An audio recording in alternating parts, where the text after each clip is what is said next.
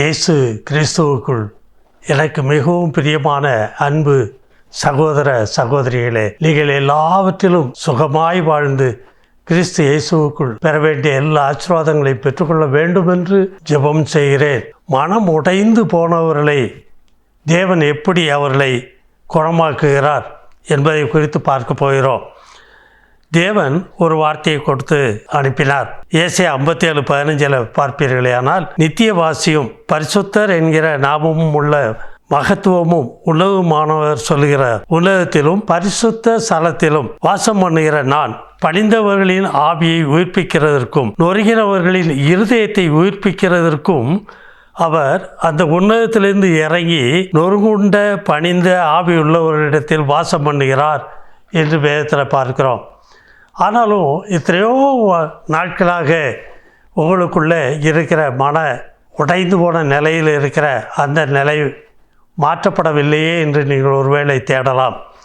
கவனமாக கவனிங்க. இந்த நாளில் நிச்சயமாய் கர்த்தர் உங்களை அந்த எல்லா பாடுகள், உபத்திரவங்கள், வேதனைகள், உங்கள் இருதயம் நொறுக்கப்பட்டு கிடைக்கிற சில காரியங்கள் எல்லாவற்றிலும் இருந்து விடுதலையாக்குவார். அவர் நியாயத்திற்கு ஜெயம் கிடைக்க பண்ணுகிற வரைக்கும் நெறிந்த நாணலை முறியாமலும் இருதயம் நெறிந்து போய் கிடக்கு மங்கி எறிகிற திரியை அணையாமலும் இருப்பார். மங்கி எறிகிற திரி என்று சொன்னால் உங்களுடைய ஆவி உற்சாகம் இல்லை. தேவனிடத்தில் என்ன அடிக்கடி போய் ஜெபம் பண்ணுறது, என்ன செய்கிறது, எல்லா நாட்கள் கடந்து போகுதே, என்ன சரியாகலே எனக்கு என்று சொல்லி தாமதத்தின் நிமித்தம் மங்கி எறிகிற திரியாக இருக்கலாம். ஆனால் இந்த தேவன் சொல்லுகிறார், அவர் நெறிந்த நாளை முறியாமலும் முறிச்சு போட மாட்டார். என்ன சொல்கிறாரு? மங்கி எறிகிற திரியை அணையாமலும் நியாயத்தை உண்மையாக வெளிப்படுத்துவார் என்று ஏற்கனவே நான் கடந்த எபிசோடுகளில் இந்த செய்தியை சொல்லியிருக்கிறேன். இதனால் கவனமாக கவனிங்க. எப்பொழுது நீங்கள் அதில் எல்லாவற்றிலும் இருந்து விடுதலையாவீர்கள்? ஏசாயா 42:4 அவர் நியாயத்தை பூமியில் நிலைப்படுத்தும் மட்டும் நாட்களாகலாம். நியாயத்தை நிலைப்படுத்த வேண்டி இருக்குது. இளங்கரிப்பதும் இல்லை, பதறுவதும் இல்லை, அவருடைய வேதத்துக்கு தீவுகள் காத்திருக்கும் என்று சொல்றாரு. இது பழைய ஏற்பாட்டு காலத்தில் மாத்திரம் இல்லை, இயேசு கிறிஸ்து கடந்து வந்து இந்த ரட்சிப்பை உண்டாக்குறதற்காக வேண்டி அவர் செய்த காலங்களில் அவர் இளங்கரிக்கவும் இல்லை, பதறவும் இல்லை, நிதானமாய் அந்த காரியங்களை ரட்சிப்பை உறுதிப்படுத்தினார். அதே போல தான் இந்த நாளில் உங்களுக்குள்ளே இருக்கிற நெறிந்து போய் கிடைக்கிற உங்கள் இருதயத்தையும் அவிழ்ந்து போகக்கூடிய நிலையில் இருக்கக்கூடிய உங்கள் ஆவியையும் சரியாக்குவார். ஆனால் யாருக்கு அதை செய்கிறார் என்று பார்ப்பீர்களேயானால், நீங்கள் அவரை சரியாக தேட தெரியணும். சும்மா ஜெபம் பண்ணேன்னு சொல்கிறதுல அர்த்தம் இல்லை. 63ஆம் சங்கீதம் 1ஆம் வசனத்தில், தேவனே நீர் என்னுடைய தேவன். ஹலோ, இந்த விசுவாசம் உங்களுக்கு இருக்கணும். பாடுகள் உபத்திரவங்களை பார்த்துக்கிட்டே இருந்தால் இந்த விசுவாசம் உங்கள்கிட்ட இருக்காது. தேவனேன்னு மட்டும் கூப்பிடுவீங்க. என் தேவனே என்று கூப்பிடுகிற அந்த விசுவாசம், அந்த அளவு உங்களுக்குள்ளே இருக்க வேண்டும். அதிகாலமே உம்மை தேடுகிறேன், வறண்டதும் விடாய்த்ததும் தண்ணீரற்றதுமான நிலத்திலே என் ஆத்மா உண்மையில் தாகமாக இருக்கிறது. முதல்ல உங்கள் ஆத்மாவில் இருக்கிற பாரத்தை பாருங்கள். ஆத்மாவில் தண்ணீர் இல்லாமல் பரிசுத்த ஆவியானவர் இல்லாதபடிக்கு வறண்டு போய் அது நெறிந்து கிடைக்கிற ஒரு நாணலாக இருக்கிறது. ஹலோ, முதல்ல அதை சரியாக்குங்க. அப்போது உலக பிரகாரமாக மற்ற காரியங்களில் உங்களுக்கு இருக்கிற கவலை, பாடுகள், உபத்திரம், வேதனை, வியாதி, அது எதுவாக இருந்தாலும் சரி, எது நிமித்தமாக உங்கள் இருதயம் நொறுங்கி இருக்கிறதோ அதை சரியாக்குவார். ஆத்மாவை முதல்ல அந்த வறண்டு கிடைக்கிற பாவ சரீரத்திலிருந்து கூப்பிடுகிற ஆத்மாவாக இருந்தால் தாகம் தீர்க்கப்படும். முதல்ல ஆத்மா தாகம் தீர்க்கப்படணும். தாகம் தீர்க்கப்பட்டால் அந்த நாணல் ஆத்மா நெறிந்து போய் கிடந்தது மறுபடியும் துளிர்விடும். அது வேதத்தில் பார்க்கலாம். என் மாம்சமானது உம்மை வாஞ்சிக்கிறது. அதான் ஏற்கனவே சொன்ன மாம்சத்தில் இருக்கிற பாடுகள், உபத்திரவங்கள், வேதனைகளும் அப்படியே தேடும். 103ஆம் சங்கீதம் 6ஆம் வசனத்தில், ஒடுக்கப்படுகிற யாவருக்கும் கர்த்தர் நீதியையும் நியாயத்தையும் செய்கிறார். ஒடுக்கப்படுகிற உலக மக்கள், ஜனங்களால் ஒடுக்கப்பட்டு கிடக்கிறோம், அல்லது உங்களுடைய பொருளாதாரத்தினால் ஒடுக்கப்பட்டு கிடைக்கிற மனுஷங்களாக இருக்கலாம். இன்னும் எல்லாவற்றிற்கும் மேலாய் உங்கள் ஆத்மா உங்களுடைய பாவங்களினாலும் உங்களுடைய அக்கிரமங்களினாலும் ஒடுக்கப்பட்டு கிடக்கும். முதல்ல ஆத்மா விடுதலை ஆகிறதுக்கு தேடிட்டீங்கன்னா இந்த சரீர பிரகாரமான எல்லா ஒடுக்குதலையும் மாற்றி போடுவார். அதற்கு அவர் நீதியை நியாயத்தையும் செய்கிறதுக்கு காத்திருக்காரு. அதிலே 3ஆம் வசனம் வாசித்தீங்கன்னா, அவர் உன் அக்கிரமங்களை எல்லாம் மன்னித்து, முதல்ல உன் அக்கிரமங்களை எல்லாம் மன்னிக்கணும். அதன் நிமித்தம்தான் நீங்கள் நொறுங்குண்டு கிடக்கிற நாணலை போல இருக்கிறீங்க, நெறிந்த நாளெல்லாம் இருக்கிறீங்க. ஹலோ, அதனால தான் உங்கள் ஆவி மங்கி எறிகிற ஒரு திரியை போல் இருக்குது. ஆக அதையெல்லாம் தேவ சமூகத்தில் ஒப்பு கொடுத்தா அவர் உன் அக்கிரமங்களையெல்லாம் மன்னித்து, அப்போ தான் உன் நோய்களையெல்லாம் குணமாக்கி, நோயின்னு சொன்னால் ஆத்மா, ஆவி, இருதயம், மனதில் உள்ள குறைபாடுகள், அது மாத்திரம் இல்லை, சரீர பிரகாரமான நோய்களாக இருந்தாலும் கூட நீக்கப்பட வல்லவராக இருக்கிறார். அதிலே 9ஆம் வசனம் வாய்ச்சிங்கன்னு சொன்னால், அவர் எப்பொழுதும் கடிந்து கொள்ள மாட்டார் நீ இப்படி இருக்கிறேன்னு சொல்லி. என்றென்றைக்கும் கோபமும் உங்கள் மேலே வைத்திருக்க மாட்டார். அதிலே 10ஆம் வசனம் பார்க்குறோம், அவர் நம்முடைய பாவங்களுக்கு தக்கதாக நமக்கு செய்யாமலும் நம்முடைய அக்கிரமங்களுக்கு தக்கதாக நமக்கு சரி கட்டாமலும் இருக்கிறாரு. எல்லாத்த பார்க்கல. அதில் 11ஆம் வசனம், பூமிக்கு வானம் எவ்வளோ உயரமாய் இருக்கிறதோ அவ்வளவாய் அவருக்கு பயப்படுகிறவர் மேல் அவருடைய கிருபையும் அவ்வளவு பெரிதாக இருக்குதப்பா. தேடுனா வந்துடுவார். அதை கரெக்டாக தேட தெரியல. அதான் உங்கள்கிட்ட சொன்னேன், முதல்ல ஆத்மாவிலேருந்து நீங்கள் கூப்பிட்டு பாருங்கள், யாருக்கு இந்த உதவி உடனே கிடைக்கி, யாருக்கு சமீபமாய் இருக்கிறான்னு சொன்னால், அவர் இருதயம் நொறுங்குண்டவர்களுக்கு சமீபமாக இருக்கிறார். சங்கீதம் 34:18 சொல்கிறாரு, நொறுங்குண்ட இருதயம் உள்ளவர்களுக்கு கர்த்தர் சமீபமாக இருந்து, உங்களுக்குள்ள ஆத்மாவில், ஆவியில், இருதயத்தில், மனதில் உள்ள சமீபமாக இருக்கார். இதை இப்படி யாரும் உலகத்தில் எந்த மனுஷனும் உள்ளே வந்து உங்களுக்கு உதவி செய்ய முடியாது. உன் எண்ணங்களையெல்லாம் சரியாக்குவார், பாடுகளையெல்லாம் சரியாக்குவார். அதில் 147ஆம் சங்கீதம் 3ஆம் வசனத்தில், இருதயம் நொறுங்குண்டவர்களை குணமாக்குகிறார், அவருடைய காயங்களை கட்டுகிறார். இதெல்லாம் ஆவிக்குரிய காரியப்பா, அறிஞ்சிக்கிட தெரியணும். இன்னும் 3வது ஒரு காரியத்தை பார்த்தீங்கன்னா, அவர் உன மனது உருகிற தேவன். என்ன செய்கிறாரு? மத்தேயு 11:28 பார்த்தீங்கன்னா, வருத்தப்பட்டு பாரம் சுமக்கிறவர்களே நீங்கள் எல்லோரும் என்னிடத்தில் வாருங்கள், நான் உங்களுக்கு இளைப்பாறுதல் தருவேன். இளைப்பாறுதலை கொடுத்துருவார். எப்போ இளைப்பாறுதல் கிடைக்கும்?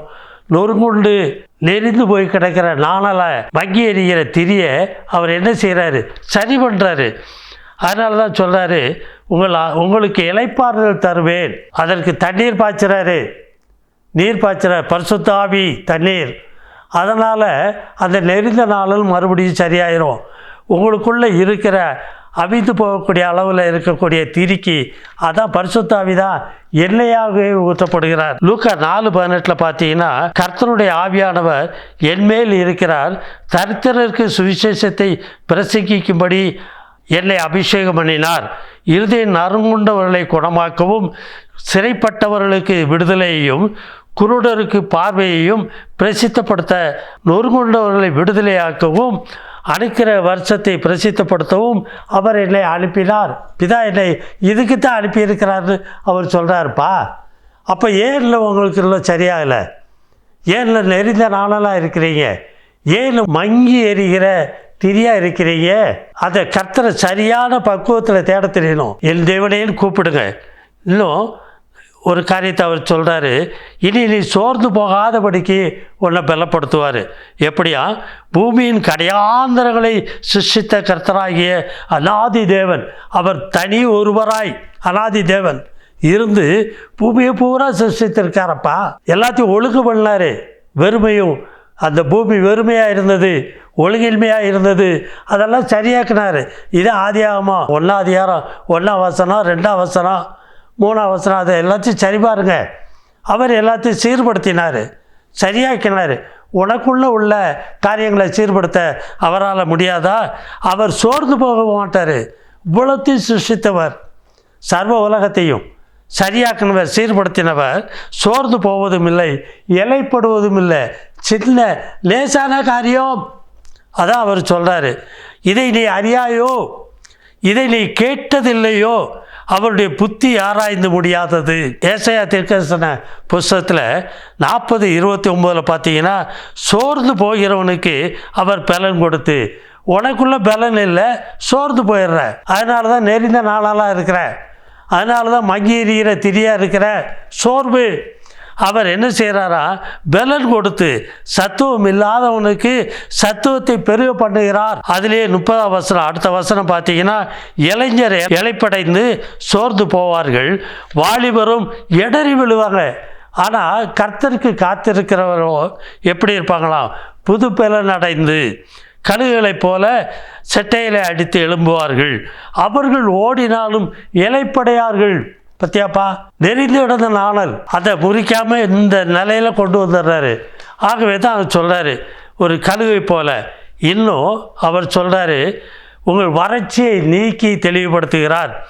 ஏசாயா 35:1 பார்த்தீங்கன்னா, வனாந்தரமும் வறண்ட நிலமும் கடுவெளி கழித்து புஷ்பத்தை போல செழிக்கும். இன்னும் அதிலே 7ஆம் வசனம் பார்த்தீங்கன்னா, வெட்டாந்தரை தண்ணீர் தடாகமும் வறண்ட நிலம் நீரூற்றுக்களும் ஆகும், வலு சர்ப்பங்கள் தாபரித்து கிடந்த இடங்களிலே புல்லும் கொறுக்கையும் நாணலும் உண்டாகும். நெறிந்த நாளெல்லாம் இருக்காது.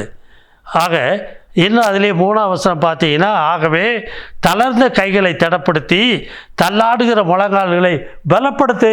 4ஆம் வசனம், மனம் பதறாதே, நீங்கள் பயப்படாதீர்கள், திடன் கொள்ளுங்கள், இதோ உங்கள் தேவன் நீதியை சரிக்கட்டவும் உங்கள் தேவன் பதிலளிக்கவும் வருவார், அவர் வந்து உங்களை ரட்சிப்பார் என்று சொல்லுங்கள். அதிலே 5-6 வசனம் வாசிங்கன்னா, அப்பொழுது குருடரின் கண்கள் திறவுண்டு போகும், செவிடரின் செவிகள் திறவுண்டு போகும், முடவனாக இருந்த மனுஷன் மானை போல குதிப்பான், ஊமையன் நாவும் கெம்பீரிக்கும், தோத்திரம் சொல்லும், பாடுபட்டு பாடும். ஆகவே இந்த காரியங்களை கவனமாக கவனிங்க. ஊமையன் நாவும் கெம்பீரிக்கும், வனாந்திரத்தில் தண்ணீர்களும் கடுவெளியிலே ஆறுகளும் பாய்ந்து ஓடும். எவ்வளவு செழிப்பு உள்ள வருதுன்னு பாருங்கள். ஆகவே மனம் உடைந்து போயிருப்பீர்களே, ஆனால் முதல்ல அவரை தேட வேண்டிய நிதானமாய் தேடுங்க. என் தேவனேன்னு தேடுங்க, விசுவாசத்தை விட்டுறாங்க, நம்பிக்கையோடு தேடுங்க. அடுத்து சொல்லியிருக்கிறாரு, உங்கள் இருதயத்துக்கும் ஆவிக்கும் அவர் சமீபமாக இருக்கார், உள்ளே இருக்கார். குப்பாடு ஒட்டு இங்கே கேட்டுக்கிட்டு இருக்கணும் அவசியம் இல்லை. கண்ணை மூடி உள்ளே தேடினாலே கண்டு கொள்ள முடியும். கண்ணீரோடு தேடுங்க. இன்னும் சொல்கிறார், 3வது ஒரு காரியத்தை பார்த்தோம், அவர் மனது உருகி நம்மிடத்தில் கடந்து வருகிறவராய் இருக்கிறார். இன்னும் சொல்கிறாரு, சோர்ந்து போகிறவனை பலப்படுத்துகிறார். இன்னும் நமக்குள்ளே இருக்கிற வறட்சியை நீக்கி செழிப்பாக்குகிறார். பயப்படாத, கலங்காத, இன்னும் நீ நெறிந்த நாணலாய் மங்கி எறிகிற திரியாய் இராதபடிக்கு தேவ சமூகத்தில் காத்திருந்து பெற்றுக்கொள், நீதி நியாயத்தையும் செய்வார். ஜெபம் செய்வோம். பரிசுத்தமுள்ள நல்ல பிதாவே, இந்த வேலைக்காய் உம்மை துதிக்கிற ஸ்தோத்திரிக்கிறப்பா. தேவனே, இந்த நாளிலும் கர்த்தர் நீர் கொடுத்த உம்முடைய வார்த்தையின்படியே அப்பா, மனம் உடைந்து கடந்து வந்திருக்கிற உம்முடைய பிள்ளைகள் நிமித்தம் அப்பா, அந்த வார்த்தைகளை நீர் கொடுத்தீர் என்பதை அறிந்திருக்கிறப்பா. அவருடைய இருதயத்தில் இருக்கிற பாரங்கள், துக்கங்கள், துயரங்கள் எதுவாக இருந்தாலும், வியாதிகளாக இருந்தாலும் தகப்பனே, எல்லாவற்றிலும் இருந்து அவர்கள் விடுதலையாகும்படிக்கு தேவரீர் அவர்களுக்கு உதவி செய்யும். எல்லாவற்றிற்கும் மேலாய் பாவங்கள், அக்கிரமங்கள், மீறுதல்கள் எல்லாம் எதுவாக இருந்தாலும் மன்னித்து தேவனே அந்த இருதயத்தையும் ஆத்மாவையும் செழிப்புள்ளதாய் மாற்றும். தகப்பனே, உங்களுக்குள்ளால் மகிழ்ந்து கலிகூறத்தக்கதாய் தேவரீர் நீர் பெரிய காரியங்களை செய்யும். வனாந்தரமும் வறண்ட நிலமும் கடுவெளி கழித்து புஷ்பத்தை போல செழித்திருக்கிறதை அவர்கள் காணட்டும். முற்றிலுமாய் பிள்ளைகளை காத்துக்கொள்ளும். கர்த்தரும் அருமை ரட்சகருமான இயேசு கிறிஸ்துவின் மூலம் ஜெபம் கேளும் ஜீவனுள்ள நல்ல பிதாவே, ஆமென். ஹல்லேலூயா. இயேசு உங்களை நேசிக்கிறார். பயப்படாதீர்கள்.